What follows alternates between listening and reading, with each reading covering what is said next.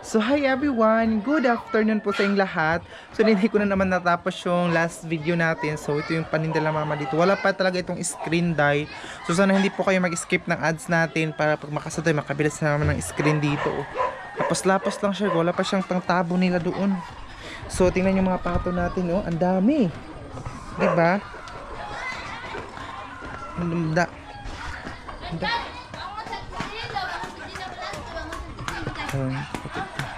Nahalasa ka. Guys, hangot na po guys. Chicken guys. Ayan, oh.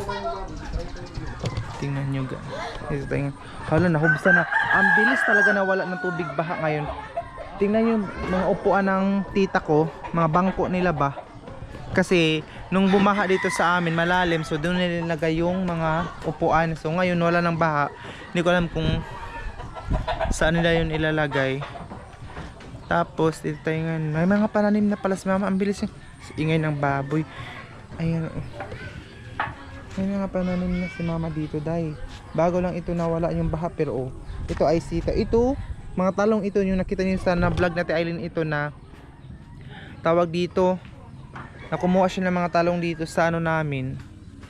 Kumuha siya ng talong dito. Ayan, tingnan niyo. Wala na ngayon. Tapos may mga batong na naman si mamang tinanim. Mga sitaw.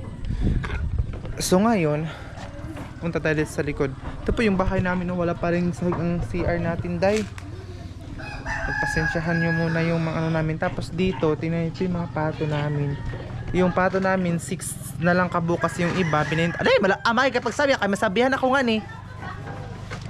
Yung ano namin dahil ibang mga pato namin ay na ano na ba, binintan lang mama nung wala daw silang ulam kasi nga po wala si papang makuha, lalong wala na pang isdaan dito sa Agusan Mars kasi nga po wala na namang tubig, wala na namang pang isdaan, so sobrang krisis na naman day. So binintan nila mama yung 3 pato. And yung ate ko nag-ano siya ng baboy. Ayan. Ayan. Wala pang ano, dingding dito sa ano namin. Tapos ito, buti ng tagay ito, lumutang ito ng baso. Dito nilagay mama yung pato. At saka ito yung tawag dito, mga balanghoy. Mga balanghoy siya day. At ayan, mga tanom ito dito din ng tito ko. Ayan, bahay ng tito ko. Kitchen nila na iba. So ito yung mga pananim na dito nakatanim. Bago lang nawala ng baha dito, pero ano naman siya day, may mga pananim naman yung mga tao. Kaya mabisi doon sa ano. Wala na, actually ngayon wala na kaming bigas, mais, wala na din kaming mais kasi naubos na nila nung baha. Wala kasing pang konsumo ba, so naubos na nila nung baha. So kaya wala nang pangisdaan. At saka wala na din mais nila mama na konsumo. Buti na lang may kunti akong dala na bigas. So ayan guys, yung Agusan Mars ngayon. Welcome na welcome po kayo dito sa lugar namin. Si Chloe. Ang palangging, ang palangganggang, ang palangging, ang palangganggang, ang palangging ko, ang palangging. Mas na-miss ko itong palangganggang ko. Palanggangging. So, yung mga din. Ito yung lugar po namin guys sa Agusan Mars. Pag hapon. Ayan. Mangka. So ito. Ate ni makahoy. Tato ni si marami pala kaming stock na kahoy dito nung ano guys. Nung nawala yung tubig baka marami palang stock. Ito yung gusto ko sana sa mga hayop ng mga manok namin. Pero ito sa pinsan ko ito dahil na bahay pero hindi pa din natapos. So dito nilagay yung mga manok nila sa ilalim. Gusto ko ganito din yung sa amin, sa ilalim ng bahay namin para ano siya ba tawag dito, malagyan siya ng fish net para doon na yung mga manok. Parang tawag dito breeding sa kanila. Ayan na si Leia, oh. Si Leia ba yun? Ay hindi pala. Gusto kong pumunta doon ila Leia. Magbibihis na pupunta din ako ila Leia mga 5 o'clock na hapon pupunta ako doon ila Leia. Tapos ayan, oh. Ito yung mga stock pala. Kasi na-miss ko si Leia dahil ilang buwan hindi po kami nagkita ni Leia. So So tingnan nyo, ito lang yung kulungan ng manok nila papa oh. So gusto ko dito sa ano namin, nagbahog si papa ng baboy oh. Gusto ko dito, pag magbahog si papa ng baboy, marami din pato at saka manok na kumakain. Ayan oh. So tingnan nyo day. Ayan oh. Ito yung gusto kong palagyan ng mga dito ng fish meat. Ay may mga ano pala dito. Ano yun, may itlog ganyan pa mga manok. Ikaw ka pang himo hani, wala palang itlog. Kataas ni sa niya cartoon, di ba ito may itlogan? Ito dito. Nila papa dito. Pila na kayo maging pato ta? Unom na lang tanan pili itong kuan. Daan. Ay alimahan ko Kini. Kay mang bago daan yan tungaan ni dapit nga kuan. Daan na pa. Yan daan.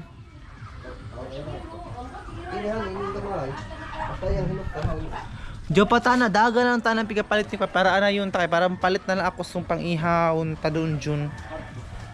Di ba ing baboy ba? Sabot ko. Kabuyagihan no. Sugi ito ni mo kahaon. Ngayon hindi kami nakabili ng kahoy nung wala yung pagbumaha dito sa amin, malaking baha. Ito hindi ito makikita yung mga bahay, ito bahay hanggang doon yung tubig, so hindi makikita yung mga bahay dito kasi lumutang siya. Wala ng kahoy dito na makikita mo. Nung baha sana, kung may pera sana ako noon, bumili sana sila mama ng kahoy para maka ano kami ng kasko, yung ano namin tawag dito, yung pambot namin ba, kasi may negosyo sila mama, hindi makapunta-punta sa bahay kasi pambot namin sira na talaga day. Ayan oh, dami naming manok. Yan yung gusto kong gawin na ano, yan o, tingnan nyo, gusto ko gawin na fish, yung fish nito masalalim, parang poultry ang tawag. Ayun sa amin ito na, day masabihan kay kita ama. Wanay gaitlog gani ma. Ayan si mama dun sa taas oh. Nilalagnat din si mama kahit nilagay pero magtrabaho pa rin. Ayan. Tignan nyo daw yung mga manok. Ito yung tanan manok ma. Pwede na ito na kita makaihaw hani. Tuda. Wala ba ibahog sung bawi. Paspasan na ba kong pato? Na, mukha niya, bantayan ba gawian? Biyan na rin yung tuloy nun eh. Si Papa manggabahog tapos gamay na ba lang. Kaya kung pag ilugan to ni sungkuan. Abe, manok pato, buro. Tingnan nyo guys, kurot, pato. So, ito mga tanim. Ano ba yan? Palay ah? Ay, sikwa. Ano ba yung Tagalog ng sikwa ama? Basta sikwa, hindi pala siya ang palaya. Ayan oh. Ang tawag? Patula. Patula pala. Ito, patula siya. Pupunta sana ako Ilalia pero maghimasa muna ako before ako punta Ilalia. Pupunta ako mamaya dun sa bahay nila. Hala, may kamatis na sila mama dito oh. Ayan siya, may kamatis na mga day. Wow. Diba? Kamatis. Ayan oh. Ang dami na pala mga tanim si mama dito no. Diba? Tas meron na din siyang upo. Bayot. Upo. So sa next na pasukan ko ngayong June, marami na ako madadala naman na maggulay. So nagpapasalamat ako sa mama ko dahil sa sobrang gabi niya kakugihan. Pipino ining isa ma. I think pipino. Cucumber. Hindi ako sure. Marami pang mga kamuting kahoy oh. Sobrang blessed ko sa mother ko kasi mahilig siya sa mga tanim. Kasi ngayong June ang pasukan naman namin. So makadala naman po tayo, maka-harvest naman po tayo ng mga gulay. Ampalaya oh, mga ampalaya yan guys. Oh, di ba? Ang dami pa lang ampalaya guys. Ampalaya oh. Ampalaya. Tapos maraming, ang perfect sa ampalaya kasi maraming kaming mga manok. So mangitlog sila, ay mix ng itlog at saka yung ampalaya. Hindi siya mapait. Sunod na sunod sa akin kasi miss na miss niya ako. Dali. Chloe. Dali. Hampalang ginging. Hampalang ganggang. Ay, tama na. Sige. So, miss niya ako, day. So, ito tingnan nyo. Makayoy naman ba yung Christy, ma? Ali ba ito? Si may anod sila nga to? Ay, dito kasi yung tita ko dati, oh. Doon yung nakikita niyo yung vlog na Eileen na kumain sila ng papaya na ginisa at saka yung bihon. Ayan yung bahay ng tita ko, oh. Yung trapal ang dingding, ba tingnan natin doon. Mag-survey tayo doon sa kanila. Ito yung mga tanim-tanim dito. Hala, kanina ba yung mga batad? May mga mais na pala dito. Ayun, tita ko bahay nila, oh. Yung trapal ang dingding siya ba sa kilid. Doon nung kumakain sila Ate Eileen na nakulangan sila ng pansit kasi maraming binibigyan. 1, 2, 3, 4 na bahay, pang 5 at na bahay. So ayun siya doon, oh. May nagtanim na pang dito ng kamuting kahoy. Ayun, oh. Nakapagtanim na sila, day. Ang mga tao kasi dito sa Agusan Mars, kahit medyo mahirap ang buhay sa totoo lang, pero masipag din sila magtanim-tanim. So may mga gulay na. Si mama kasi hindi ko alam kung nakuha ba niya lahat ng gulay na kasing bumaha. Wala siya dito. Naatlan yun ng parang fellowship at nasa simbahan. Kaya wala siya dito, si papa lang ang naiwan. Tapos busy din si papa kasi yung kubo namin doon na balaka siya ba. Na problema siya kasi yung kubo din namin doon sa sakahan. Yan yung bahay namin. Gabi ka open yung bahay namin dito, oh. Kita mo din si mama sa likod, di ba? Kasi ang plano sana namin ipa-atras namin itong ito, oh. Paayos sana namin itong kitchen namin, atras sibog lang diri aba, pero kulang siya kahoy. Nung bumaha hindi kami nakabili ng kahoy. So yun, ipa-atras sana yun. Summer naman po dito sa Agusan Mars, mga day. So thank you so much for all your support my vlog always. Ito yung mga bahay, medyo mga bahay sa next year, yung mga next year, ang mga bahay siguro dito sa Agusan Mars para hindi na magastos yung tawag dito ng katulad doon ng tito ko, floating yung bahay na para hindi na sila magastusan ay magpataas na day para hindi na maabutan siya ng baha. Punta sana ako doon nila tita ko, doon, oh, sa kinainan nila Ate Eileen, pero medyo nalayo na yung bahay niya kasi dati malapit lang yung bahay na dito lang. Pero ngayon layo naman siya, day. Uy. Layo na sila, day. Dito na sila sa ubos. Ayun yung mga manok dito, day. Hala, kasayang sa mga pure. Panglabay ra, panghatag ba yun sa government. Ano, oh? Pure. So kukunin ko yun mamaya. Dito ko muna siya. And then, ayan, oh. Ito yung place na may mga tanim-tanim na pala dito. Alam mo ba sa gubat na yun, doon ako minsan nagsi-CR. May mga laruan pa dito ng mga bata, oh. Pusil-pusil. Ayun yung bahay nila, tita ko. Diba kita niyo na. So ito, pag wala na mga dumi kasi, kukunin pa ito tapos ano siya ba? Itapok ang tawag dito sa amin. Iipunin siya tapos susunugin. Pagkatapos susunugin, tataniman naman siya ng mga mais, kung ano-ano pang kailangan mong itanim doon. Ayan.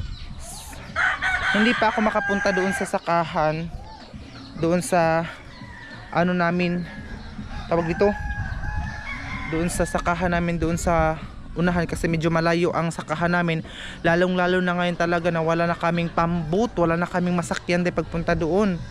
So hindi na ako makapunta-punta talaga doon sa umahan namin. Hindi na ako marunong naman ako mag-drive ng pambot, pero sa ngayon kasi nga po nung bumaha daw hindi talaga sila nakaano ng, wala kasing income si papa nun, so hindi sila nakabili ng kahoy na para pantapal doon sa tawag dito pambot namin. Kaya yung makina, nakita niyo yung makina doon na videohan ko kahapon na nandoon lang sa sahig yung makina namin, wala na kasi siyang malagyan na kasko. Kasi medyo mahal talaga ang magpagawa dito ng pambot, day. Kasi meron ako isang follower na taga rito siya sa, basta pang sakop siya sa Talacogon, Agusan del Sur. Adoy, sampato, mapiga-upahan na sa ning manok. Hala ka mo, pwede ito niyan. Diyos ko, tagbaw. So noon may nagsabi sa akin na gusto niya i-surprise yung kapatid niya kasi hindi ko alam kung saan siya nagtrabaho, basta sa Agusan din siya nagtrabaho siya sa ibang lugar. hindi ko alam kung saan siyang exact na lugar. So ako yung kinontak niya, sabi niya kung may kakilala daw ako na marunong gumawa ng pambot kasi magpapagawa siya ng pambot, i-surprise niya doon sa kapatid niya. So hindi ko alam kung nakapagawa na ba siya, pero sinabihan ko siya na meron dito sa amin, parang 3 sila magawa dito sa amin ng pambot, yung pastor na mama sa simbahan, at saka yung parang cousin ni Papa, at saka meron pang cousin din ni Papa siguro yung isa. Basta 3 sila dito na magawa ng pambot. Meron din asawa ng tita ko, pero malayo-layo dito, nandun lang siya sa barangay po namin ang lugar nila, so medyo malayo siya dito sa amin, kaya yun. Ayan siya, day. May music man, sana hindi tayo makapiright. So ayun, kaya hindi na ako gusto kong pumunta doon sa sakahan namin para makita ko yung kalagayan ng sakahan namin, kung pwede naman mataniman doon, kasi meron naman kaming similya. Yun, basta sa bakasyon dito muna ako mag-standby, pero babalik ako sa bayan mga Wednesday ata, parang Wednesday babalik ako sa bayan kasi mayroon pang isang subject. Kasi akala talaga namin na last week na lahat na mag-exam hindi na kayo papasukan sa school, pero mayroong isang teacher nagsulat siya siguro kay father, or hindi ko alam kung ano yung checka nila, na next week pa ang isa namin subject, ang NSTP, National Training Service. Yun yung isang subject talaga namin na hindi pa kami nakapag-exam, isa na lang talaga. So babalik ako next week na naman, isang subject na lang. Nagastusan ako dahil kasi babalik na naman ako, pero at least ngayon nakita ko yung kalagayan, nakita ko yung, actually hindi pa ako nakapunta doon sa kabila nila Ate Eileen, pero papunta din ako doon, pero sa ganito muna ako, day. So maraming salamat po, sana hindi po kayo mag-skip ng ads ko everyday.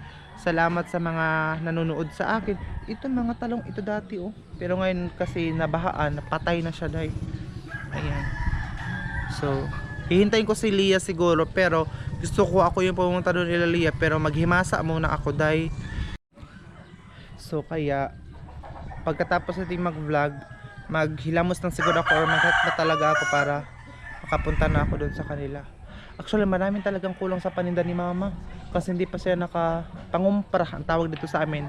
Ang tawag sa amin pangumpra ba, yung nakapunta sa bayan, or yung kasing dati nagpapadala lang siya doon sa tito ko, kaya medyo parang kunti lang kita niya, kasi hindi talaga siya mismo ang pumunta doon, nagpadala lang siya. So kung magpadala ka, pamasahian mo pa, kasi pamasahian pa yung mga stock.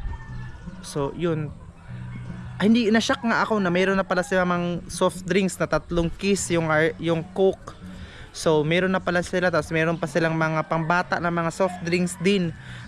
Madagdagan na yung negosyo nila ba, kasi meron kasi isang subscriber natin na mag-manifest ba nga mauubos din yan, kasi siya na mauubos din daw kasi wala kaming ibang pagkakitan. Pero sa awa ng Panginoon, dahil nga ganyan, pag maging mabait tayo sa kapwa natin at sa Panginoon, ay i-bless tayo. Kaya kayo mga nanonood sa atin, sana maging mabait din po kayo. Maraming salamat po sa mga nanonood talaga. Hindi po ako magsasawang magpapasalamat sa suporta ninyo na binigay sa amin dito sa Agusan Mars, lalong na sa mga OFW natin na grabe, dahil kahit pagod sila, nagsakripisyo silang panood sa video natin. Tawag dito, yung hindi sila nag-skip ng ads natin, lalo na yung mga iba pang subscriber natin. Ate Luz, shout out sa kanila dun sa Cebu.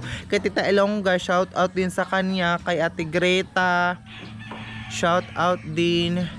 Kay Ate Ging, shout out din sa kanya. Basta shout out sa ating lahat. Kay Ate Michelle, si Ate Michelle ba? Basta si Ate Michelle from California, shout out din sa kanya, sa mga nanonood sa atin palagi.